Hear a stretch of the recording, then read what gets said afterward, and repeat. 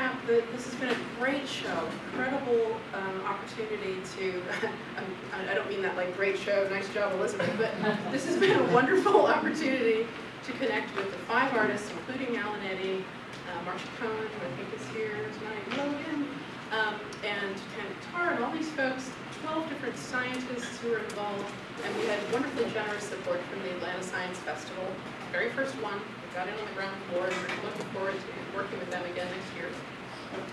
Any of the lectures that you missed, and there were many, will be online, so you can check them out. Most of them will be online. I also wanted to mention that our next shows, so we're going to go open through Sunday. We go dark for a little bit. Our next shows open June 28th. We have 3 exhibits, 3 small shows, through August 31st. They are the work of Kimo Minton, represented by 2 Gallery. Also, mid-century modern works on paper that are coming from our collection and that of the Woodruff Library at Emory. So Alexander Calder, and Paul Frankenthaler, and other beautiful works, mid-century works. And from our own collection, and I understand these were shown maybe 5-6 years ago, big, beautiful, lush lithographs by Salvador Dali, his Love Trilogy and others. So it's a mid-20th century experience. And then in the fall, we've got a show called Stealing Bass, Cuba at Bat. And so we're going to bring, we can bring science into the museum, we can bring baseball into the museum. So we're actually talking to the Braves and trying to get all kinds of interesting art and athletics connections. So tonight we have Allan Eddy wrapping up our wonderful series, and he is going to talk to you about painting in the dark. To give a little background, and I'll steal your thunder, Allan has been a painter forever.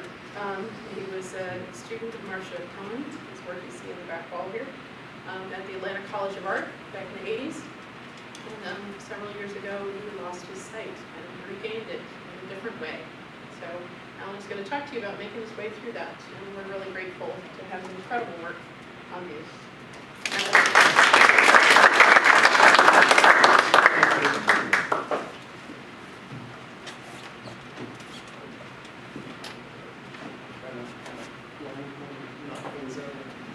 Like Elizabeth said, my name's Allan Eddy. I'm a native of the Atlanta area. Grew up in Clayton County, and I graduated in 1988 from the Atlanta College of Art with a Bachelor of Fine Arts in painting and drawing.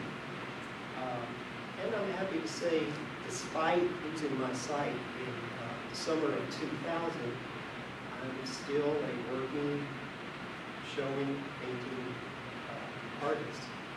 I began, when I left the Atlanta College of Art, thanks to professors like Marcia Cohen, I was able to go almost immediately, literally the next day after graduating, right into the commercial art galleries, start showing, working, selling.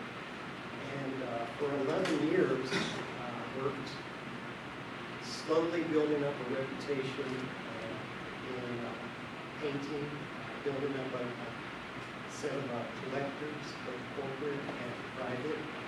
Elton John, the now defunct Arthur Anderson Corporation, Nations Bank, which is now Covia,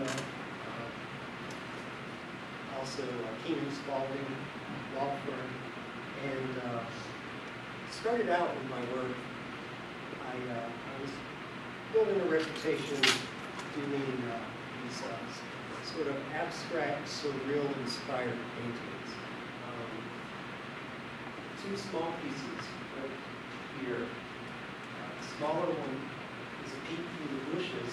It's acrylic on canvas. This is an outfit, oil pastel outfit on canvas. This is called Walking in the Park. The smaller one was done probably in about 1995. The outfit is about 1997.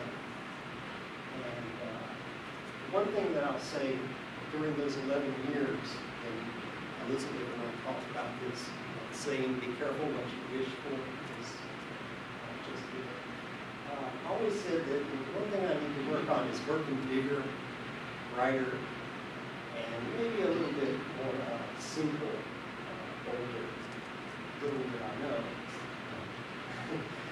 2000 would come along and I would get sick and really end up in trouble. I really slowly, like I said, I had built up this collection, list of collectors, and anyway, these pieces, working really slowly, building up this body of work, and in the summer of 2000, I got sick. I started with a headache, which is not a big deal. Most people, some people have a weak stomach, some people have a bad back. I get headaches. Didn't think anything of it. Went on for a week, and just crushing headache, didn't go away. Come Monday morning, I get up and around, and I'm thinking things are going better. The next thing I know, I'm in this deep, wonderful, dark, black, peaceful sleep. Next thing I know, a friend and a neighbor are waking me up, telling me to get dressed, we're going to the hospital, and passed out and was having seizures. I don't remember a whole lot about that early time. I do remember, though, about losing my eyesight. To me, it was like losing, it's like 3 blinks of your eyes, if you can imagine. The first time I close my eyes and wake up, I'm in the hospital, undergoing the first of over a dozen spinal taps. The second time I close my eyes, when I wake up the next day, there's a gray spot in the middle of my vision. And I point that out to the doctors, and while I can't really see all the activity going on, I can feel the energy all of a sudden, all of this real concern. People getting, doctors becoming very intense. And next thing I know, close my eyes, I wake up again, it's the third day, and I can't see at all. So, I mean, literally, it happens so quickly. And as you can imagine,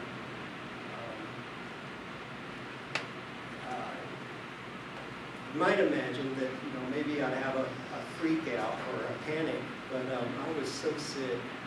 To have a really proper panic, it takes a lot of energy. So, and so there was a kindness to that. I'm laying there, the doctors are coming to me, and they inform me that I'm in the hospital and I have contracted meningitis. The swelling and the lining of my brain had cut off the blood supply to my optic nerves, and it killed the optic nerves. My eyes are perfect, my brain is fine, but the cords to my eyes are messed up. And since the optic nerves don't repair, they tell me, I'm blind, it'll never get better, so get used to it. But isn't that interesting? Because when meningitis takes a sense, normally it takes hearing. Since you're a visual artist, wow, it took your eyesight. A few days go by, and every time a doctor comes in, they go through the whole spiel. Optic nerves don't regenerate. It's not going to get any better. Get used to it. Within about a week, I started developing sensitivity to light. I could tell where there's a bright light or a dark space. They come back in and they give me the same speech. Well, that's all you're going to get. Just not going to get any better. We don't know what's going on, but that's it. A week later, I come in and a little sort of a window has opened up. It's a really weird shape, and I can make out just little bits and pieces of things. At this time, I'm totally colorblind. It's just shades of gray, but I can still make it out. Like I could tell where a TV was on. I could see the white shape of the TV. I could tell where lights were. Same thing. The doctor comes in, it's not getting any better. That's it. All you got. The next week, he comes in and that little window has gotten a little bit better even. I was able to actually have a little bit of color inside. It started with blue. So when the doctor's standing there, I'm like, well, you're saying that it's not going to get any better, but I can tell you're wearing a blue striped shirt underneath your smock. And you're right. So obviously I wasn't making it up. I wasn't guessing.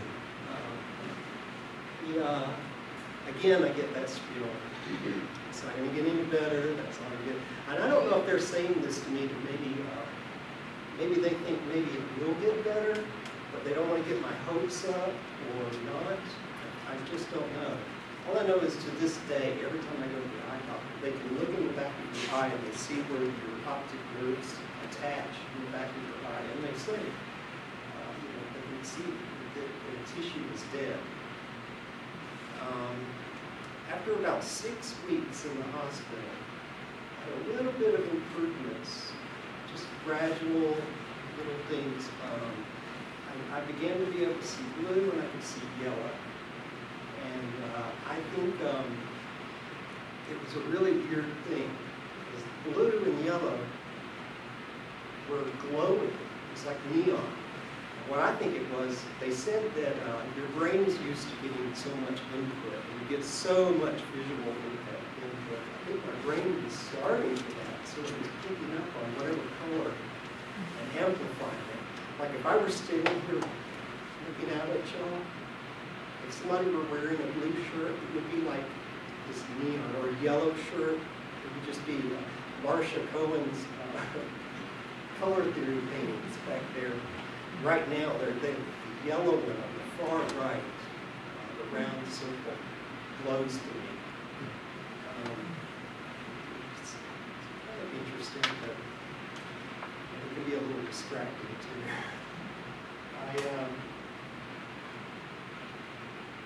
When I left the hospital, I had that little window, and at that time just barely had some color sight. So the one thing that I could do, I noticed, was that I could see bold print. I could very slowly and with a lot of effort, I could read the paper. I didn't get through the whole paper, but I could actually make it out. And that gave me an idea. If I could see something very simple and very, like a simple line, a dark, bold line, that tells me there's hope for some kind of artwork. So then I start categorizing in my head, cataloging possibilities. I'm thinking, if I can see bold print, well, what kind of artwork do I know of? What kind of artists do I know who work in that kind of way that maybe I can borrow from them? One comes to mind is Keith Haring. Of course, the problem with Keith Haring is, he so owns what he did that it would just be impossible for me to do what I do and make his style work for me. There's another artist, a German expressionist, A.R.R. Kim, who also works very much like stick figures, very, very bold, simple, expressionistic figures. Same thing though, it just so owns that yeah, I could do it, but I don't want to. A while goes by and I decide that I want to too. So I go around looking around to see what kind of tattoos I would like. I'm thinking I'll get a dragon. Well, it occurs to me that I just wouldn't be happy having somebody else design a dragon and put it on me. Since I'm an artist, I just wouldn't be able to live with that.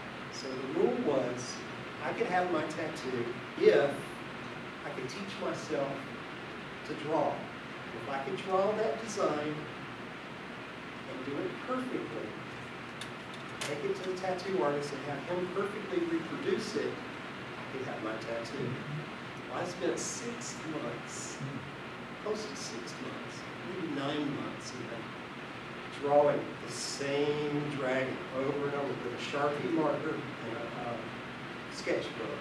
I filled up 10 sketchbooks, 100-page sketchbooks, page after page after page, trying to get that one perfect dragon. Finally, I got it, and this was sort of an exercise in relearning eye-hand coordination. The whole time, I think, the doctors say that that's not true. But I think what I was doing was exercising my brain, teaching it to, even though I've got this sort of pinched input coming in, I was teaching my brain to maybe make more out of it, or to sift more information from that limited screen. And so I did get the tattoo. Well, then I had 10 books of this messed up dragon that I couldn't do anything with, and it's good paper. So I've come up with, y'all pardon my language, but I call it a bastardized version of paper mache. I'm trained as a painter, so, and I hate clay.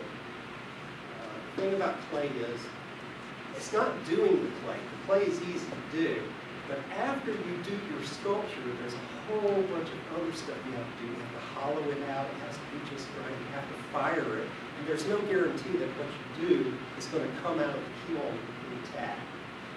And I just can't handle that. I spend my time doing something like that, and I have it in pieces. You know, when you open the door, excited, and you know, that's just not going to work. So all along, being a painter and using acrylic paint, I've for years noticed, I'm sure all of y'all have too, if you've ever done a home improvement job or something and you didn't clean your paintbrushes, how they're stiff, or the paint rags, what happens? So it occurred to me, I could take the paper and dip it in acrylic paint, and it will absorb the acrylic paint, and then when it dries overnight, and it's waterproof, and it's permanent. And what happens is, it becomes this hard thing. I mean, a bowling ball is acrylic. It's a different kind of acrylic. This is a really high grade of acrylic, but it's still acrylic paint. This piece, this dragon, is those 10 books, sketchbooks. So I took those drawings and I took them and you know, trying to be somewhat green. You know. So, you know, this is what happened to those 10 books. I chose a dragon because, well, they say after I'd lost my eyesight, I was so sick, and I was trying to relearn to paint. You know, they say to do what you like, do what you know. And from a really early age, I've always been crazy about fossils and dinosaurs. And I've got real B-movie, so interest, monsters, and you name it. Well, I couldn't do a dinosaur. Just couldn't do that. So I figured I'll do a dragon. There are plenty of dragons around. Every culture has a version. I can do that. And it's a nod to my European background. So I did a whole series of fossils. Want me to bring it over to you? This is the same technique. It's the same acrylic paint, paper, and it's anyway. There's a series of these. I have at least about 10 of these. The biggest one is a 6 foot by 4 foot. I call these proof of dragons. And anyway, so after I did this, and thought, okay, I've got sculpture, I can do that. All along, I'm getting more color sense coming back. At the same time, this is, let's say, it was 9/11 that happened. And I don't know if y'all remember or not, but the airlines were really hurting. And they were begging people to fly, even though giving them security was hard. Well, I had just almost died. I was getting stronger again, and the prices were so cheap. You know, it was like, I need to go to Europe. I've never been, I need to go, I need to see things. I might not be able to see all the things I used to could see, but this is the new me, and if not now, when? So, I had about 8 trips to Europe within 2 years. I mean, it was that cheap, though.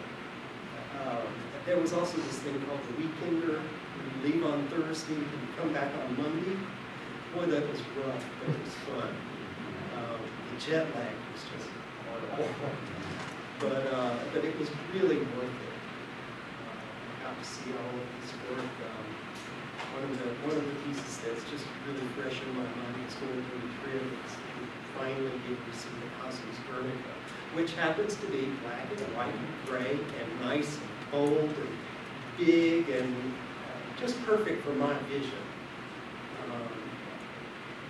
So one day I'm walking down Paris, walking down the street, just all this time just walking nonstop. And I'm still experiencing some improvements in my eyesight. The doctors are still saying, no, you're not. You're just learning to cope. You know, it's like, well, whatever,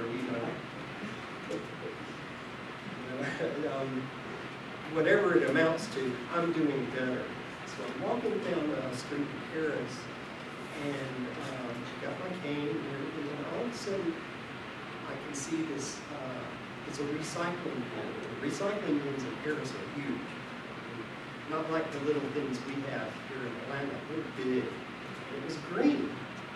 All of a sudden, like, hey, wait, I can see green. That was a big deal. Green is a real problem for me. It's still a problem for me. And unfortunately, so is red. Red is maybe my favorite color, like the go-to color for me. If I have any doubts, paint it red. It might not work, and I may end up painting a different color, but if I'm stuck, I'll paint it red. So then I realized, well, I'm getting some color like that.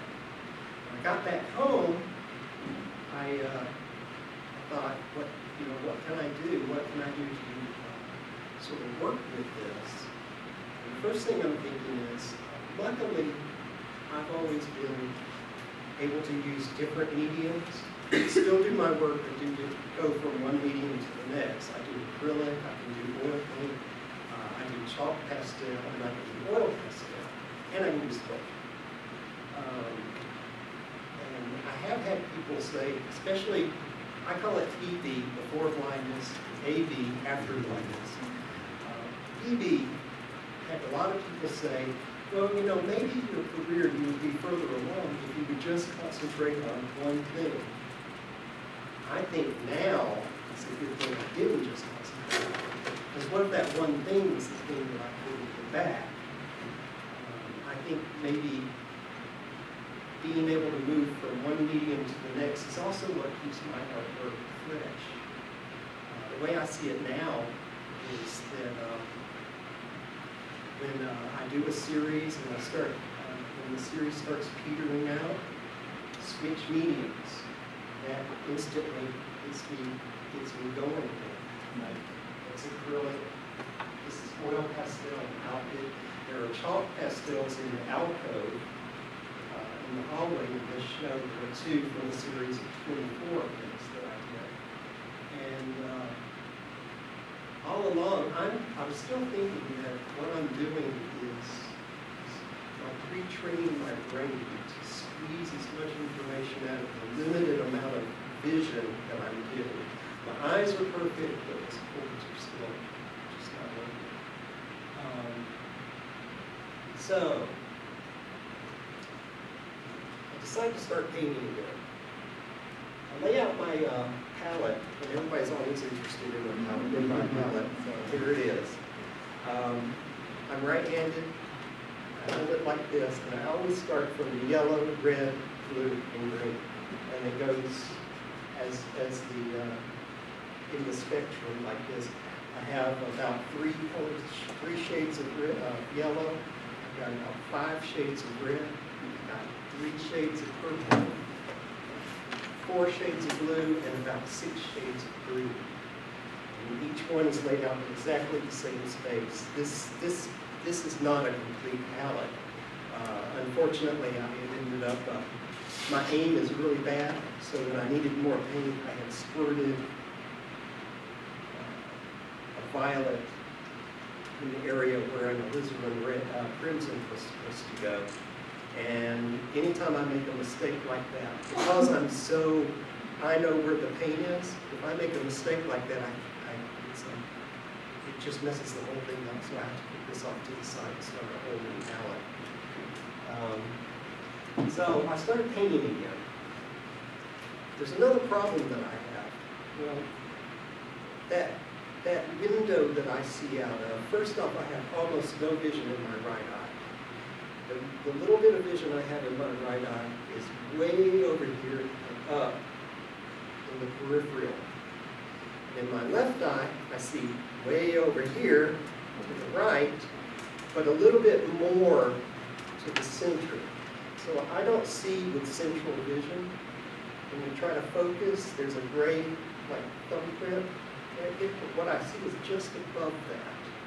If I were to talk to any of y'all, I would, considering I was 38 when I lost my eyesight, I'm trying to see you eye to eye, but what I'm really seeing is your forehead and your head. Yes, and every once in a while you'll see me do this, and I'm kind of scanning and getting a good picture. And I've actually gotten pretty good at that. I can like get one really good look and just map it out. So there's that. But seeing out of only one eye means I don't have any depth perception. Painting with a paintbrush is very difficult. Learning to do a paint stroke. And I was really, really proud of my brushwork. Brushwork to an artist is like your handwriting. And if you're a person who likes to write letters or you're proud of your handwriting, you can imagine what it would be like all of a sudden you go from having nice, cursive, beautiful script to being a 5-year-old drawing with a big jumbo crayon. That's kind of me now. I can't tell, when I go to paintbrush, I can't tell where the tip of the brush, when it's going to touch the surface of the canvas. So I have a really hard time controlling that paint stroke. Normally it's like squish, and then I wipe it off, squish again, and it just doesn't work. I spent years, probably about 3 years, painting, trying to retrain my eye-hand coordination and trying to pick up some kind of depth perception, and it just wasn't working. No way, it just couldn't figure it out. Not to mention that weird shaped window that I'm seeing out of. Any of y'all have seen Star Trek: The Next Generation, Geordi? Well, his is straight across. That would be easy to work with. Mine is an upside down U shape. And being right-handed, my hand goes this way, so it goes in and out of focus. And my hand and my brain move much faster than my eyes do. And no matter, even though I know where I'm going to go, I just can't keep up with my hand. I don't know if anybody remembers back in the 70s, there was this Australian comedian, I can't remember his name, somebody in this pet movie. And it was a really awful little puppet. He had his hand in the puppet, and it was like this thing, and even though you knew it was just a hand and a puppet, and it was doing this, it seemed like it had a life of its own. That's what it's kind of like for me when I'm painting.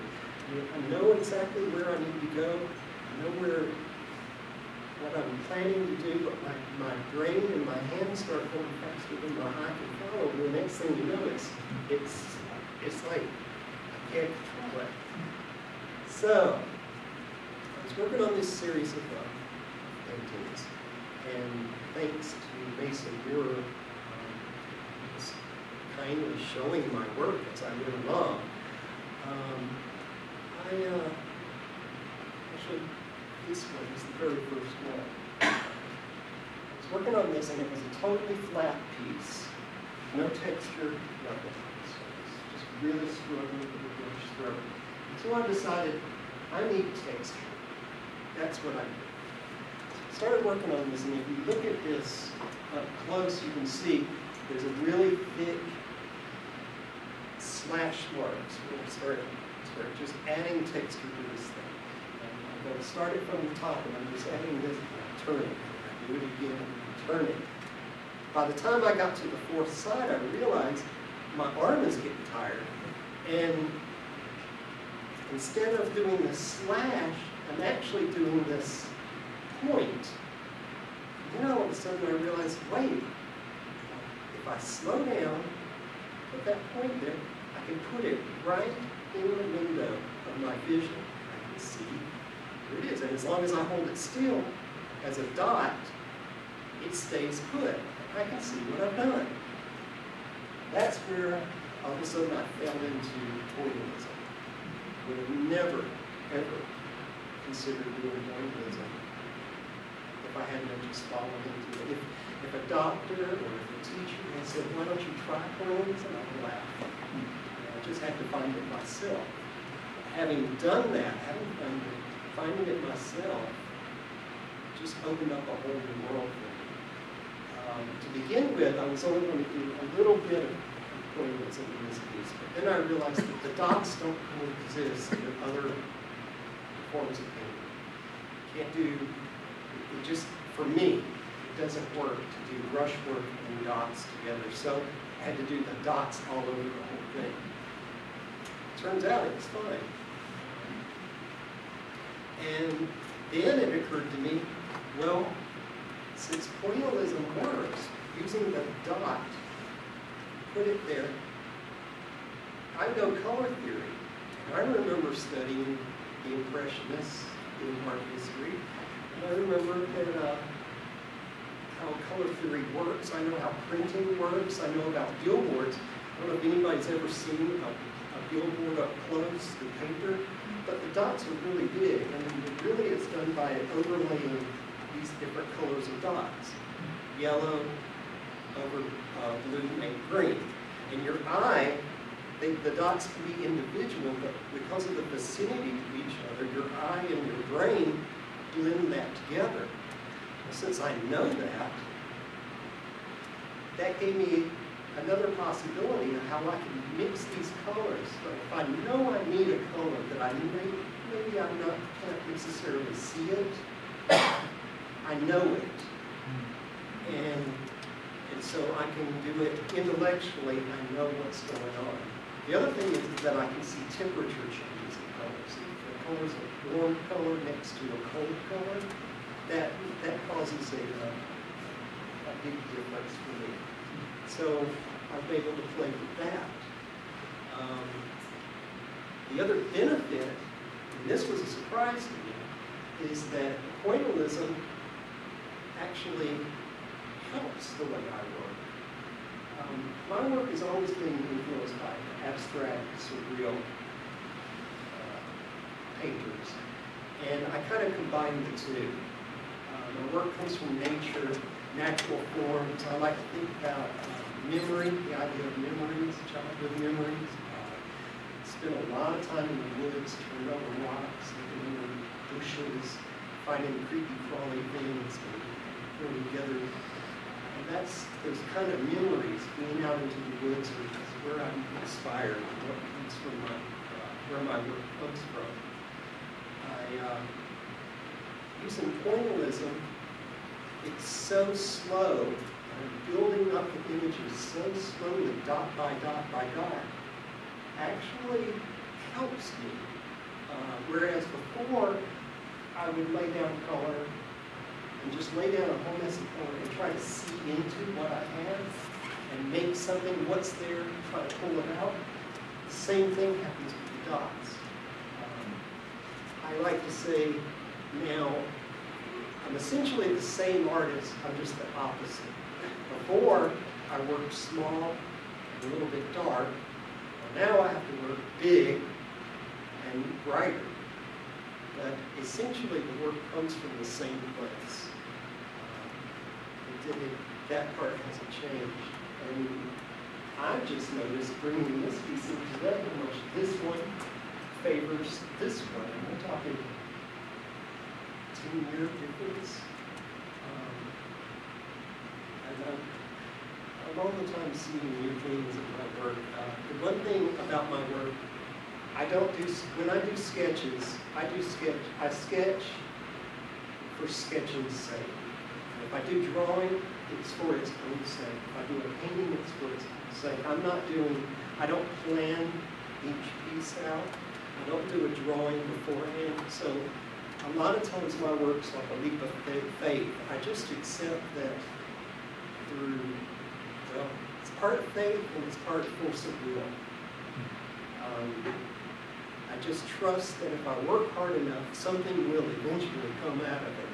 And a lot of times these pieces, they may change 10 times. They take anywhere from a month to 2 months, 2.5 months to do one. And I work on 5 days a week, all day long. So that's one of those things I need to work on and get a little bit faster. But at least I'm able to do it. I mean, this is the thing the doctors told me I wouldn't be able to do it. And they still tell me that I shouldn't be able to do it. I don't know what to say about that. So, here I am.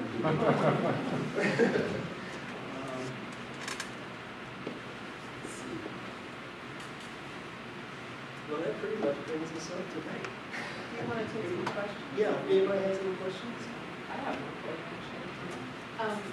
Now, hearing you talk about the organization of your palette and everything, are there colors that you're using in these 3 large paintings that we have on view that you really can't see, but you know where they are in your palette, you have a memory of them? Or are you able to really see all the colors you're using? I actually, for the most part, the colors I'm using are the colors that I can see. I've chosen my palette as the colors that I can see. Well, that's a pretty wide range. Well, no, in this light especially, it's pretty bad. These Hooker's green and phthalo green are very close to each other, and right next to each other, I can't tell the difference. But if I use the phthalo green next to, say, any other color, I can actually see that. And working with pointillism, the dot, your brain is what, your brain, the viewer's brain, is the one that's combining these colors. I'm not doing it. I just happen to know that that's the color that's needed. And a lot of times it's trial and error. Most of the time it's trial and error. I've kind of lost a little bit of that, being able to see into the piece and know what it needs to do. It used to be I was really good at that. And it used to be, you know how I said when I get stuck, I go to red. Back years ago, if I got stuck, I would paint it black. And then a panic sets in. Oh my God, I've spent all this time working on this thing, I've just painted it black. So I'm taking a rag and I'm wiping the black off. Well, underneath that, things happen and change. And then I was able to, if we change it enough, and if we get my gear, make me make something out of it, and salvage what I've just done. I can't really do that anymore. That seems to be one of those things that I've lost. And do the forms and shapes that you're using in your memory, or do you have nature specimens that you study that you touch or feel an affinity for? I do have a collection of skulls and bones, but most of the time I'm trying to work from memory. I like to capture that. I take a page out of Kandinsky sometimes when I absolutely have no idea what I want to do, so I'll put on music. And Kandinsky said that abstraction is the best way to describe music. Wholeheartedly agree with him on that. I don't agree with him on when he gets to saying a certain color means a certain thing, because to me that there are so many biases, cultural biases, age, the age we're living in, different colors mean different things as time goes on. So I don't accept that. But for the most part, I'm trying to work from memory. I like to recapture that. The piece over here, Mermaid in the Bathtub, came from, it began as a piece based on music. I was playing the soundtrack to Edward Scissorhands. Love that piece of music. And it turns out that's the most litigated piece of copyrighted music in the 90s. I don't know if anybody remembers, but every Christmas it seems like people were trying to rip off that music. For me, it brings up childhood memories, and fairy tales. The thing about fairy tales, y'all know about the real fairy tales, they're actually pretty creepy and gruesome. I mean, to think that these were stories for children, were pretty bad. I mean, locking a little girl up in a tower and leaving the territory bears, long enough to lower and lower down to the window, or Hansel and Gretel, the original, the father, leading them out into the woods and leaving them. I try to capture that sense of a little bit foreboding, also a sense of wonder. That answer?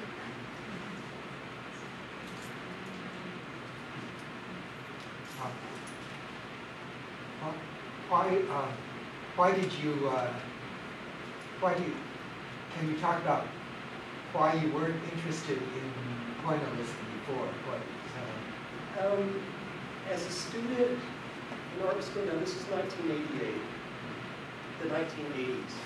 And this was the heyday of, I don't know if y'all remember, the neo-expressionists. That was like the last really big worldwide art movement that popped up almost simultaneously in several cities: Germany, Italy, America, Japan.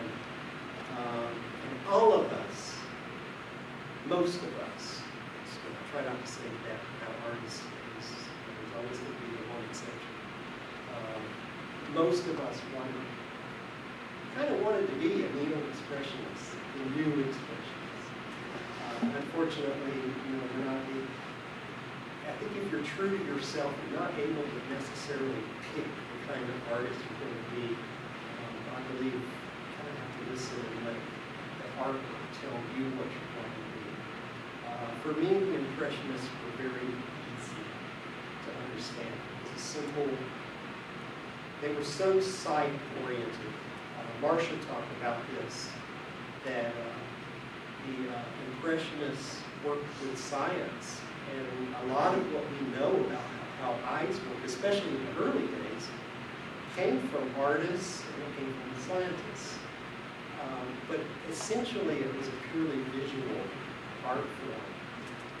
One of the guys who gave me hope when they told me that I was blind is Monet. And I don't know if you know, but Monet was losing his eyesight later in his career.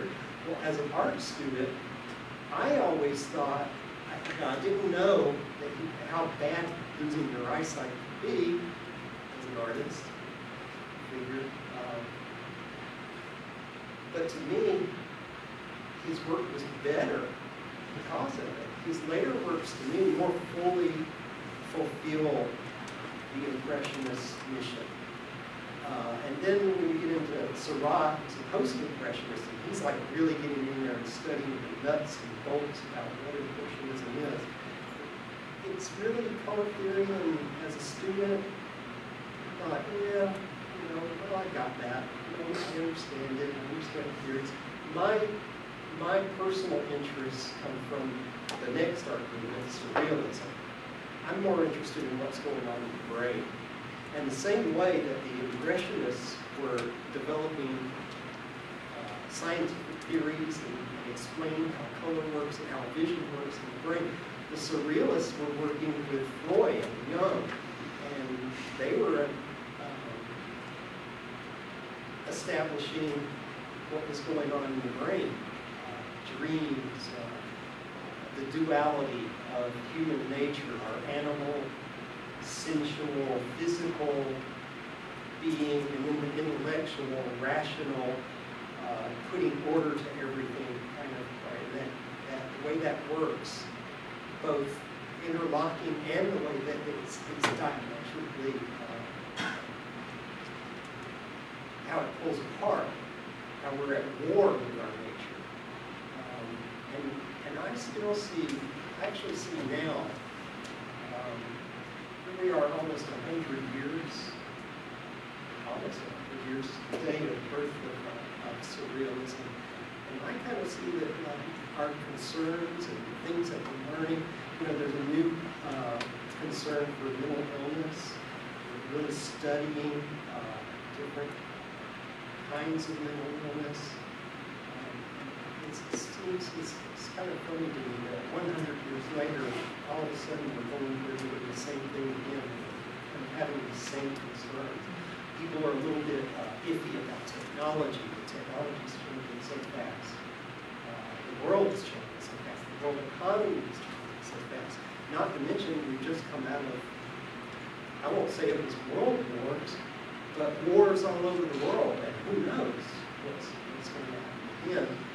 Surrealists were really reacting against World War I, the horrors of World War I, and the horror that our increased intellect, how it has just magnified our ability to harm one another and to destroy the environment. So, for me, the Impressionists were just a really easy sort of concept to get and to grasp, and it took me needing to study them again to actually appreciate the complexities of what was going on. Not to mention, I'm picking and choosing from the past. I pick abstraction because, in my opinion, if there are a million ways to describe something using natural forms and realism, then there are 100 million ways to do it if you let go of natural forms. And being a surrealist, I'm always able to add back in an image into so, did that answer? Yes. I get lost. I'm sorry. That's very good. Thank you. Okay. If you describe your current and blindness vis-a-vis color, your color deficient now, Right. how would you, in what sense do you not see colors as you did before?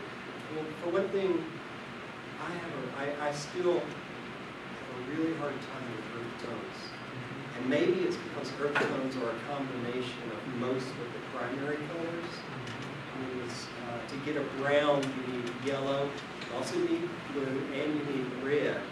Well, all those colors combined, for whatever reason, my brain doesn't see that well. I can see the floor, but I can't see variations in wood. And when I see like flesh tone, right when I started getting color sight again, I could get cut. And even though, I'm pretty fair skin, and blood should stand out, I couldn't see it. I could walk around, I'm pretty clumsy, and I would like have, be bleeding and not even know them. Before I lost my eyesight, I had better than normal vision. And I also had what people call color memory, which is supposed to be kind of rare. My mother had that.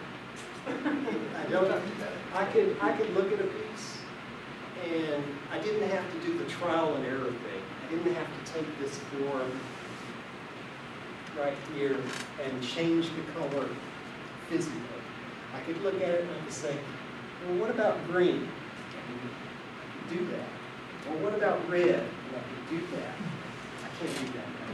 That's one of those things I've lost.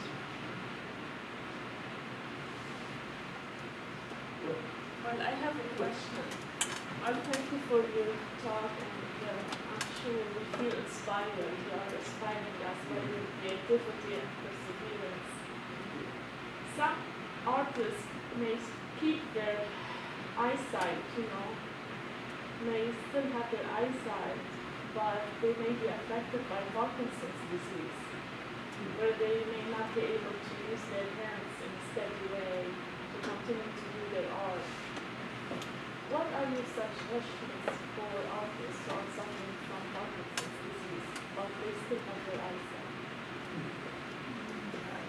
The one thing I can say is, like I said, I had a hard time using a paintbrush, and I still would have a hard time using a paintbrush if I hadn't discovered pointillism.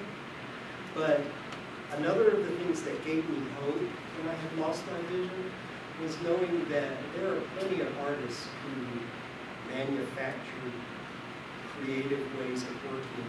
One of the first things I remember was coming upon a Chuck Close portrait at the High Museum. It's huge, immense. It must have been 5 feet by, say, 9 feet. It was his self-portrait. Well, from a distance, it was a beautiful, photorealistic version of his face. But as you got up close to it, and this was back when I could see, so I know this. When you got up close to it, the closer you got to it, the more it looked like it was a newspaper, a really grainy newspaper print. And then if you got up even closer, I discovered they were fingerprints. Chuck Close, I'm not sure exactly what his physical problems were, but he began to lose control of muscle movement. He also was losing some of his eyesight, and he had used an ink stamp, a black ink stamp, and he was using his fingerprints, and he was doing this, and by bunching it up, it would get darker.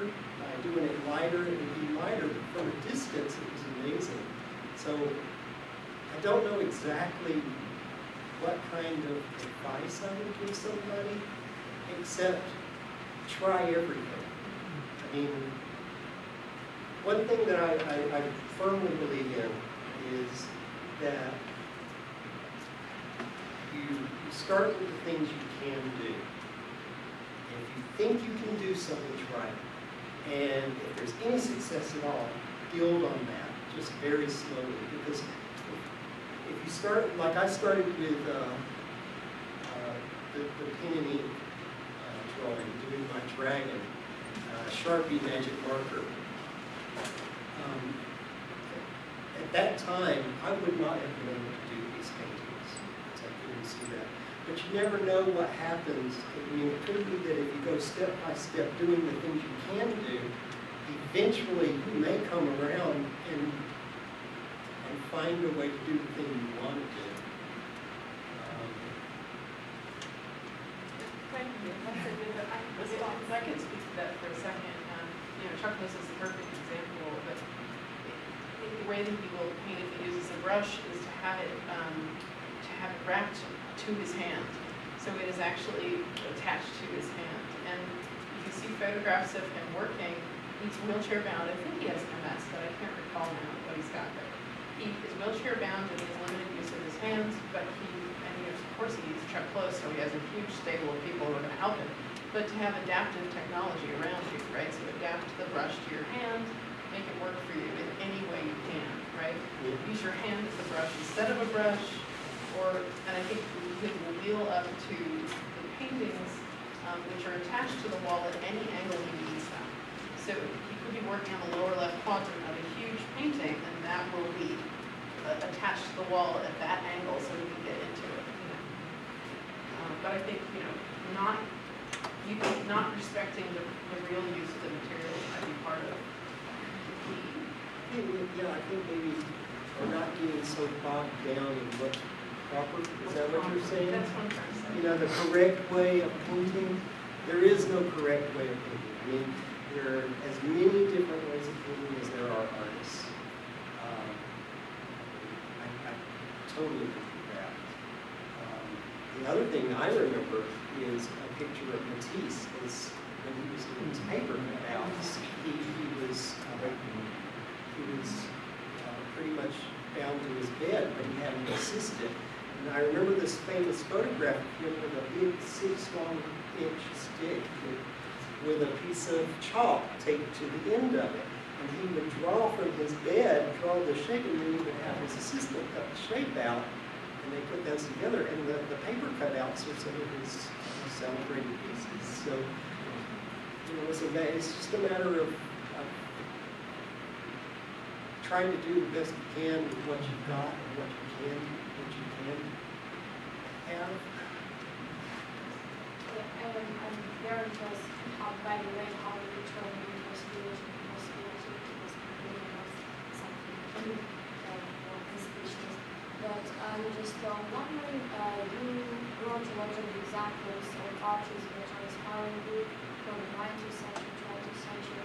I'm wondering whether we have any artists from contemporary world that are inspiring you too, and whether you're considering also working with doing performance art too, or like working with artists from other regions together, like doing projects, like for example, choreographers and painting or people. As far as contemporary artists go, there are artists that I like, but there are not any that I emulate. And while I was laying in the hospital for those 6 weeks, I told you I was cataloging all these different ways of working. Well, first off, there are so many, nowadays, we're lucky, there are so many different ways of being an artist. And it's not just painting with a brush. But I am ultra low-tech. I don't want to have anything more specialized than a paintbrush. It's one of the reasons I don't like to play, because it involves that damn fuel. And I have paint. I have all kinds of paint laying around. I use gesso to build these up, and then I just paint it. So I'm ultra low-tech. The other thing is that I have to say, it's not that I'm not a team player, but I'm not a good team loser. And I can lose, I can fail on my own merits. I can take that. If I do it and I give it my all and that's the way it is, and it just doesn't work, I can handle that. I can't handle working with other people and having them not say enough effort into it and then have to fail. Just, you know, if that's a flaw, you know, at least I know that and I don't subject other people to me. So I'm actually pretty much at home when it comes to it. That's one of the reasons this is so much fun. Very rarely get to talk about myself. Normally I'm in the studio painting away, and at the gallery you deliver your painting and they hang it up, and that's it. Do you accept the studio visits too for students or good students? I could at the gallery. I haven't. I've not done a lot.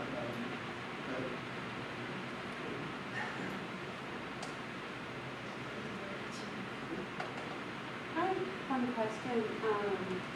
Part about how you see, I talked to you earlier in one of these, and the question of the whole, how you see the whole, because you have this vision that is separate. But now one of those questions is, you know, everybody sees differently. When somebody's an artist, you know, you're making a painting and you're trying to realize something that you have in your mind or you're in relation to it.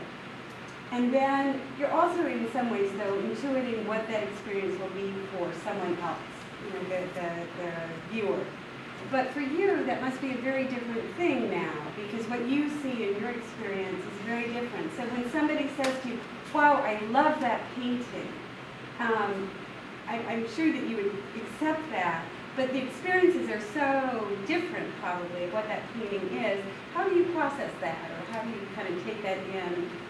I've actually been thinking about that, thinking about this speech, what I would say about that, because, and this is going to sound like, oh, duh, kind of thing.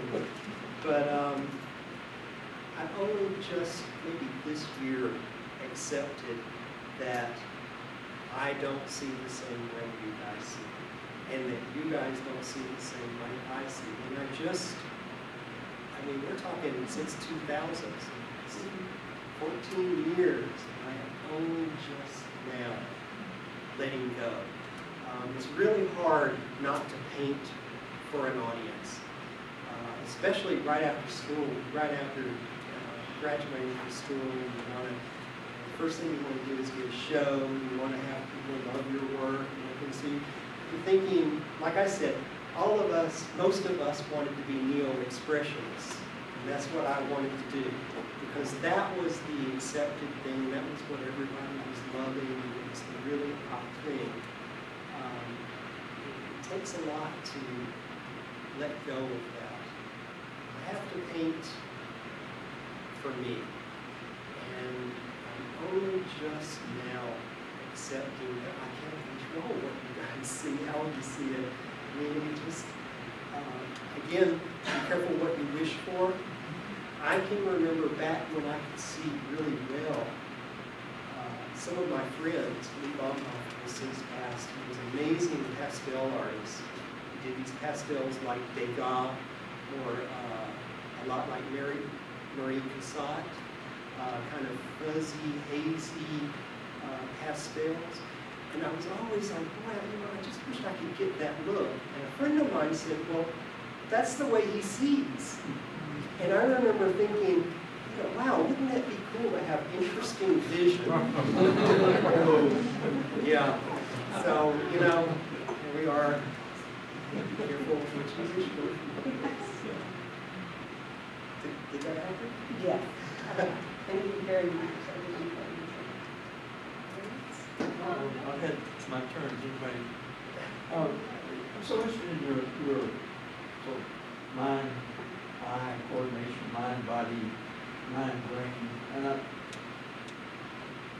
noticed that when people, their handwriting is the same, whether it's on a huge blackboard and they're making big letters, or it's on a pad and they're making small letters. In your experience with your controlling your movements, does that make any sense to you? Why put a person's large handwriting was using entirely different muscles on shoulder and arm and hand, but it comes out the same way as it does on a smaller scale? I can't really tell you. Your experience doesn't add any insight. Mine has changed so much, and my handwriting is so bad. Actually, when I write, I don't reread what I write because it's so bad. I memorize. So as I'm writing, I memorize what I'm writing. I also used to have sort of a pictorial memory, especially short term. This got me through school, art history, big time. I didn't study a lot, and in the morning I could cram and go through the art history book and look at the captions of the paintings, and I could memorize that caption right down to what was underneath. The artist's name, the date, the medium that it was in. So when we would have slide, and I could remember that. As a matter of fact, one of my friends, I remember, it's just all over me, Scott, he had been studying for 2 weeks. I feel bad, because he really was studying hard. He was trying to get his grade up. He needed the grade up. I think this was our senior year, so he really needed his grade. And he came in and he was so proud. He had been studying for 2 weeks, and here I am cramming through. And after we took the test, I also have an audiographic memory. If I hear something, I can memorize it word for word if I'm interested, especially lectures. If I'm really interested in a lecture, and a lot of times during a test, especially an essay test, an essay question, they will sort of reword the question, and it will come from the lecture. And if I read that, it would trigger that, and I could write back almost word for word the lecture. The teachers eat that up. So Teachers there. I mean, they really love getting back their lecture. So short answers I had a problem with, and fill in the blank, short answer, sometimes multiple choice, but sometimes multiple choice are also just simply reorganized from the lecture. So as long as that happened, I could do it. I wasn't big on studying, although I love art history, and I've always been into art all my life. So I didn't just go to the Atlanta College of Art. It took me a couple of schools before I actually found the right school, the right teachers at the right time. I spent a year at the Art Institute learning that commercial art is not for me. I spent a year and a half at what was then called Clayton Junior College, taking core curriculum academics, thinking I might be going to the University of Georgia and Georgia State, before I realized that the academic route was just not going to work for me either. Finally, I made it to the Atlanta College of Art, where I actually had developed a plan, and I knew exactly what kind of teachers, I knew what kind of artists I wanted to be, and I was going to study under teachers who were working, showing artists. Marcia Cohen being, in my opinion, one of the best examples. And a lot of the things I learned from her example and some of her lessons helped me come back from losing my eyesight.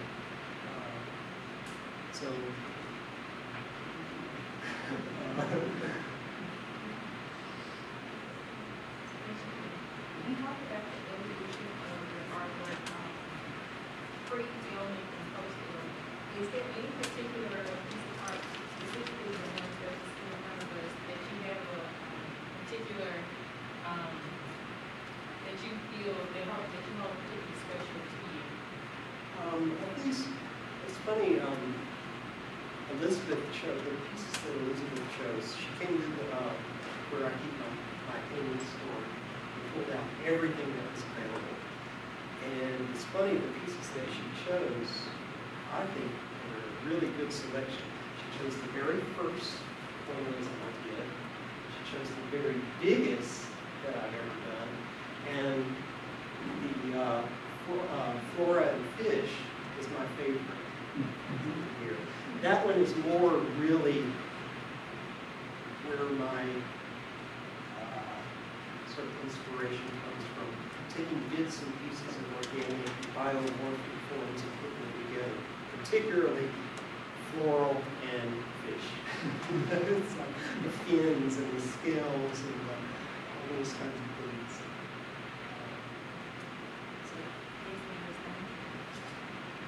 I just wanted to make a quick comment that I had never seen any of his before Lonnie's work, and I'm seeing it for the first time tonight with you all. And it just sort of reaffirms to me that the artist is not about your hand, and it's not about what your the physics of your eye, and all of that. It really is your mind. And when I look at the work that you did, I mean, I feel pretty emotional about it, but I look at the work that you did years and years ago, I would know without knowing you that it was the same artist in a heartbeat. And I'm sure everybody can see that right away. That's important. So we can't describe to you exactly what you've done here, right? Or, we're going to see it differently. But it's clearly an evolution from the same person. Thank you. And it's very beautiful to see it. I always say, especially after I've lost my eyesight, creativity doesn't start in the eyes. It absolutely doesn't. When you had asked if I had considered doing performance art, God forbid. Don't get me wrong. If I had to, I would be considering doing performance art. Just thankfully, y'all can thank me that I haven't had to do that. But don't put it past me. The creativity doesn't start in the eyes. Eyes help, but they're not the end-all, be-all. They don't. And maybe it's not in your hand. I remember there was a movie, and it turns out I didn't realize it until I lost my eyesight, but this movie was kind of really formative for me. Back in the 70s, I don't know if y'all remember all these issue movies that were coming out. There was an issue of the month, anti-rape, the anti-drug. Well, this one was called Whose Life Is It Anyway? And it starred Richard Dreyfuss. He played an artist. He was a sculptor. He had a devastating car accident. He wakes up in the hospital and he's paralyzed from the neck down. And the gist of the movie is that he's so dissatisfied with his quality of life that he wants the right to end his life. And I remember, I was a teenager and I didn't get the entire enormity of being trapped in a bed, not being able to move, not having any ability to do for yourself, having to depend on other people. But I remember in that movie thinking, I don't want to be that kind of artist, that if something happens and I lose that one thing, that I don't want to live anymore. I want to be able to be an artist who can do all kinds of different things and maybe have all kinds of different possibilities. And I really do believe that I'm one person. My personality might change from day to day or minute to minute, but I'm still one person. And I do my work the same way. I don't have a preconceived idea. It comes from this need to make something. I'm a little bit, I need to be busy. So I will just sit down and I'll decide what kind of medium I want to work in. And I just, Marcia mentioned immerse yourself in the medium. Well, there's also immerse yourself in the subject too, which she does, taking classes and diamonds, etc. I don't go that far, but I think that I just never wanted to be so dependent on this one thing. Lee Bonhoeffer, the guy that I mentioned earlier, he has since passed away. He was a pastel artist, and up until a few months before he passed away, he was really struggling on trying to find something else, another form. He wanted to be a painter, and he just wasn't able to do that. And finally, he discovered oil paints. And last month, he did this beautiful set of oil paints, and he was able to not do the exact same thing as he did with pastels, but he was able to capture that. And then he passed away. But at least he did achieve that. And I've just always been afraid of being locked into this one thing and not being able to do anything else. And